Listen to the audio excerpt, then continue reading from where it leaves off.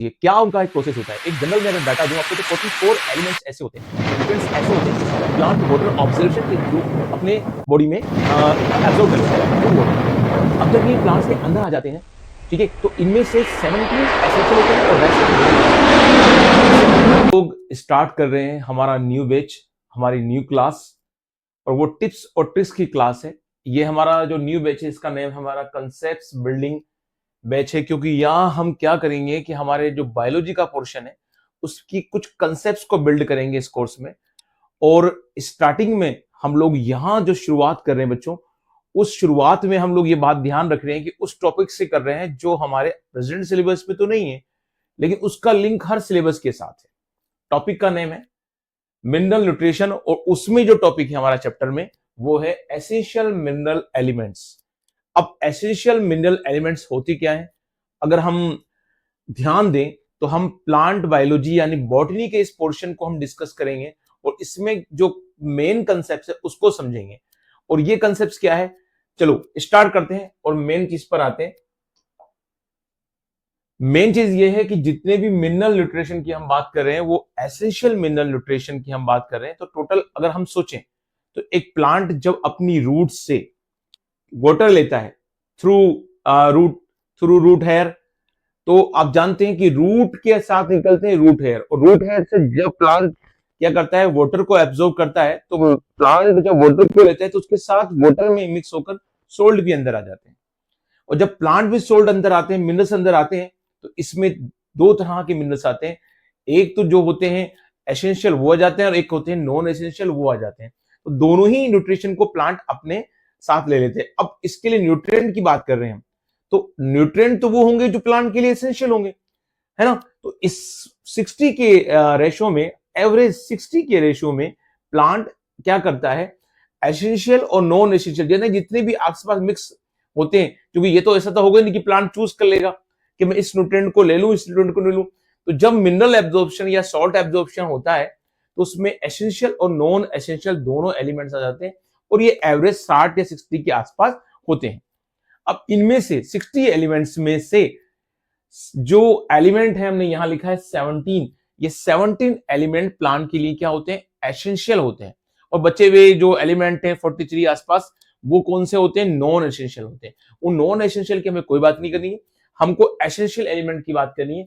तो mineral nutrition में जो 17 एसेंशियल एलिमेंट्स होते हैं उनका क्या फंक्शन होता है प्लांट में, तो आप लोगों को मेन फंक्शन के फॉर्म में जो रखना है वो याद रखना है। पर्टिकुलरली 4 फंक्शन बड़े इंपॉर्टेंट हैं, जिनमें से एक है नॉर्मल ग्रोथ। और हम जानते हैं कि प्लांट के ग्रोथ रेगुलेशन वगैरह हमने पढ़ा है, तो उसमें प्लांट हार्मोन वगैरह सब आते हैं, और प्लांट हार्मोन के साथ ये लिंक बताएं, इसलिए मैंने इस टॉपिक को लिया है जो बड़ा इंपॉर्टेंट है। ग्रोथ के साथ रिप्रोडक्शन एक बड़ा प्रोसेस है, और ग्रोथ और रिप्रोडक्शन से क्या होता है, प्लांट की लाइफ जो एसेंशियल है, प्लांट को जो सर्वाइव करना है, इन दो प्रोसेस के साथ वो करेगा अपनी ग्रोथ और रिप्रोडक्शन। तो अगर ये एलिमेंट्स होंगी नहीं तो प्लांट ही नहीं होगा, है ना। तो इसलिए ग्रोथ और रिप्रोडक्शन। तीसरा, डायरेक्ट मेटाबॉलिज्म में इन्वॉल्व होते हैं। अगर मेटाबॉलिज्म का प्रोसेस की हम बात कर रहे हैं तो उस पूरा मेटाबॉलिज्म का प्रोसेस इसी पर डिपेंड होगा। तो डायरेक्ट ये एलिमेंट्स जो एसेंशियल एलिमेंट्स हैं प्लांट की मेटाबॉलिज्म के प्रोसेस में इन्वॉल्व होते हैं, तो इसलिए बहुत जरूरी है। और अगली बात, ये रिप्लेसेबल नहीं होते। मान लीजिए कोई एलिमेंट मैग्नीशियम है, तो मैग्नीशियम को दूसरा एलिमेंट रिप्लेस नहीं करेगा, क्योंकि हम जानते हैं कि जो मैग्नीशियम में वो क्या होगा, पर्टिकुलरली वो किस चीज में काम आएगा। तो मैग्नीशियम काम आएगा लोगों के क्लोरोफिल में काम आ जाएगा। मोलिब्डेनम है तो वो नाइट्रोजन फिक्सेशन में काम आएगा, नाइट्रोजन मेटाबॉलिज्म में काम आएगा। तो उसको कोई दूसरा एलिमेंट रिप्लेस नहीं कर सकता कि मोलिब्डेनम मैग्नीशियम को रिप्लेस कर ले या मैग्नीशियम मोलिब्डेनम को रिप्लेस कर ले, निकल कॉपर को रिप्लेस कर ले, या कोई कैल्शियम दूसरे एलिमेंट को रिप्लेस कर ले, ऐसा नहीं होगा। तो ये नॉन रिप्लेसेबल है, ये हम लोगों को ध्यान रखना है। तो 4 main function in essential elements के हैं जो हमको ध्यान रखना है। एक तो ग्रोथ, एक रिप्रोडक्शन, एक मेटाबॉलिज्म, और एक होता है अपना कि भाई ये नॉन रिप्लेसेबल होते हैं। तो इसलिए आपको ध्यान रखना है, 4 है। जर्मर से ध्यान रखना, जर्मर GRMR। तो जर्मर से आपको 4 मेन फंक्शन ध्यान रखना चाहिए कभी भी आपको इनडायरेक्टली, क्योंकि प्रेजेंट में जो सिलेबस देखा जाए तो उसमें ही टॉपिक नहीं है मिनरल न्यूट्रिशन, लेकिन एलिमेंट्स का जो कहीं ना कहीं फंस जाता है हमारे रेस्पिरेशन वाले चैप्टर में, ग्रोथ वाले चैप्टर में जो हमारे बॉटनी के सिलेबस में है ना। इसी के साथ अगर हम देखें तो रेस्पिरेशन के साथ हम लोगों का फोटोसिंथेसिस वाला चैप्टर है, वहां ये आ जाते हैं। एंजाइम्स में ये आ जाते हैं, तो इनका एक बड़ा रोल है और इसको पढ़ना बहुत जरूरी है। जैसे टॉपिक में मिनरल न्यूट्रिशन में ये एसेंशियल एलिमेंट्स है, हमारे पढ़ाई के साथ भी बड़े इंपॉर्टेंट है और ये एसेंशियल पढ़ना जरूरी है। चलिए अगली बात करते हैं कि अगर हम इन 17 एसेंशियल एलिमेंट्स की बात कर रहे हैं फॉर प्लांट्स, तो इनमें क्या होता है कि 9 एलिमेंट्स तो होते हैं मैक्रो और 8 होते हैं हमारे माइक्रो होते हैं। अब ये मैक्रो और माइक्रो का क्लासिफिकेशन कैसे किया गया है? मैक्रो यानी लार्ज अमाउंट में प्लांट को चाहिए, यानी अपने न्यूट्रिशन में एक लार्ज अमाउंट में चाहिए, और माइक्रो मतलब एक ट्रेस अमाउंट, एक लो अमाउंट में प्लांट को के अंदर ये प्रेजेंट होते हैं, या प्लांट को इनको लो अमाउंट में चाहिए। दो बातें हैं, या तो लार्ज अमाउंट में प्रेजेंट है, या जब भी प्लांट को ये चाहिए तो लार्ज अमाउंट में चाहिए। ठीक है।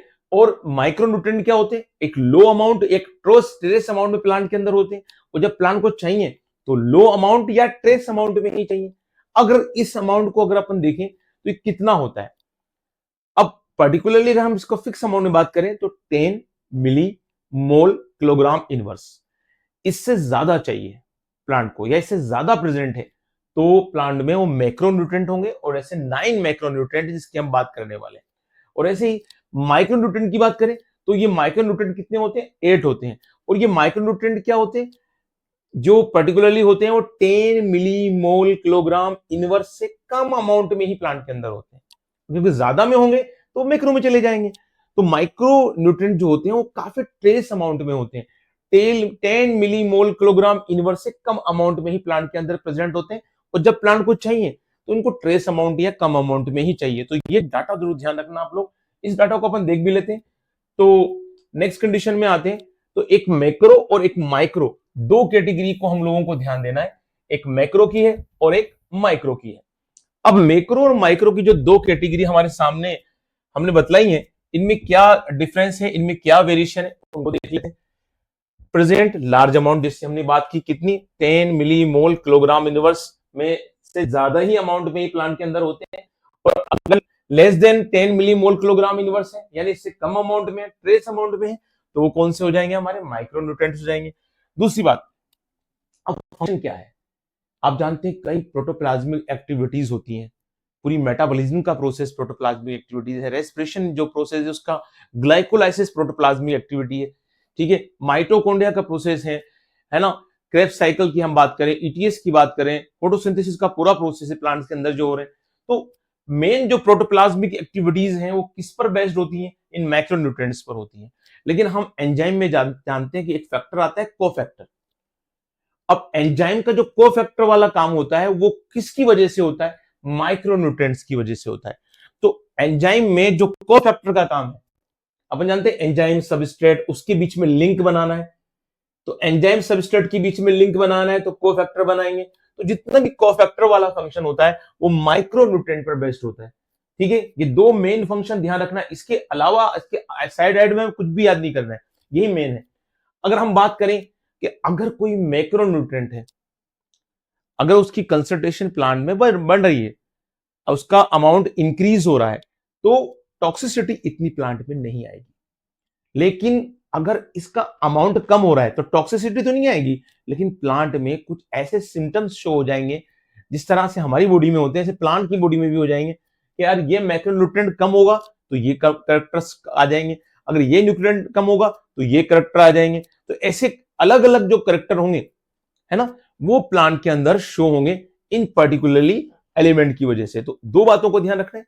अगर अमाउंट एक्सेस हो रहा है, बढ़ रहा है अमाउंट, लगातार कंटिन्यूअसली कंसंट्रेशन प्लांट के अंदर इंक्रीज हो रही है, तो माइक्रोन्यूट्रिएंट्स में क्या होगा? टॉक्सिसिटी बहुत कम देखने को मिलेगी। और अगर अमाउंट कम होता जा रहा है तो कम होने के जो कैरेक्टरिस्टिक्स होंगे पर्टिकुलरली हर एलिमेंट के वो प्लांट में शो हो जाएंगे। चलिए अब इस बात को हम यहां देखते हैं कि अगर कोई माइक्रोन्यूट्रिएंट है और माइक्रोन्यूट्रिएंट की कंसंट्रेशन कंटिन्यूअसली इंक्रीज हो रही है, तो टॉक्सिसिटी भी उसी अमाउंट में इंक्रीज होगी। यानी जो ग्राफ है वो सीधा सीधा डायरेक्टली प्रोपोर्शनल टू है किसी कंसंट्रेशन और टॉक्सिसिटी के। जैसे जैसे माइक्रोन्यूट्रिएंट्स का अमाउंट बढ़ेगा, टॉक्सिसिटी भी उसी अमाउंट में बढ़ती जाएगी, यानी दोनों के बीच में ग्राफ एक स्ट्रेट लाइन आ जाएगा। तो ये हम लोगों को ध्यान रखना है। अगली बात, अगर यहाँ भी सेम है, अगर कोई माइक्रो न्यूट्रिएंट की कोई कमी हो जाती है, कोई अमाउंट कम हो जाता है, तो धीरे धीरे धीरे क्या होगा, यहाँ नहीं आएगी, यहाँ तो उसका करेक्टर शो हो जाएगा, भैया ये काम करता है ये एलिमेंट, और वो कम हो गया तो उसका वो करेक्टरिस्टिक्स शो हो जाएगा। उसमें हमको डीप जाने की जरूरत नहीं है, अभी सिलेबस की वो बात ही नहीं, तो हम जो स्टेप्स को बात कर रहे हैं वो वाली बात के लिए जरूरत ही नहीं है। चलिए अगली बात को लेकर चलते हैं। तो एसेंशियल न्यूट्रिएंट्स जो होते हैं, उन एसेंशियल न्यूट्रिएंट्स में हमने बताया कि मैक्रो और माइक्रो दो कैटेगरी हैं, जिनमें हमारे पास 9 जो है मैक्रो हैं और जो 8 हैं वो माइक्रो हैं। ठीक है, ये दो कैटेगरी हमारे सामने आ गई हैं कि कौन से माइक्रो और कौन से मैक्रो हैं, उन कैटेगरी के हम लोग चलते हैं साथ साथ। तो सबसे पहले हम बात करते हैं मैक्रो न्यूट्रिएंट्स की। किसकी बात कर रहे हैं हम लोग? मैक्रो न्यूट्रिएंट्स की। अब मैक्रो न्यूट्रिएंट्स का नंबर कितना हमें बतलाया? हमने 9 बतलाया। और 9 को बतलाने के लिए हमें एक फंडा याद रखना है, और वो फंडा पहले हिंदी में याद कर लेते हैं हम। कौन PKS मुझसा। हिंदी सबको लिखने आती है, हिंदी में इजी गोइंग में हमको याद हो रहा है, तो इसको इस हिंदी से ही याद करेंगे हम। कौन PKS मुझसा। अब कौन के लिए हम लिखेंगे CHO और N, CHO और N, और उसके बाद हम किसको लिखेंगे? PKS, यानी फास्फोरस, पोटेशियम और सल्फर। इसको वैसे का वैसे ही फंडे को एज इट इज उतार लेना है। कौन PKS मुझसा। अब मुझसा, मुझ के लिए हम Mg लेंगे, और सा के लिए, क्योंकि सा में कोई ऐसे कोई वर्ड हमारी पूरी पेरियोडिक टेबल में नहीं आता है, इसलिए हम सा की जगह लिखेंगे इसको Ca। ये हमें ध्यान रखना है। इस तरह से हमारे 9 एलिमेंट हमारे सामने होंगे, carbon, hydrogen, oxygen, nitrogen, phosphorus, potassium, sulphur, magnesium और कैल्शियम। ठीक है, नेम तो हमें याद रह जाता है, हम केमिस्ट्री पढ़ते हैं तो हमारे इजी गोइंग हमें याद रहेगा। CHON, phosphorus, potassium, sulphur, magnesium और कैल्शियम। तो इस तरह से हमें ये लिस्ट याद रहना चाहिए कि कौन सा एलिमेंट पर्टिकुलरली क्या करता है और किस फंक्शन के लिए जाना जाता है। अब एक बात हमको खास ध्यान रखनी है, ये फंडा हो गया, ये 9 एलिमेंट हमें याद हो गए। कौन PKH मुझसा, कौन PKH मुझसा, एक दो बार आप रिवाइज करेंगे, इजी गोइंग में आपको याद रह जाएगा। अब एक बात और जो बड़ी इंपॉर्टेंट है, कार्बन, हाइड्रोजन, ऑक्सीजन।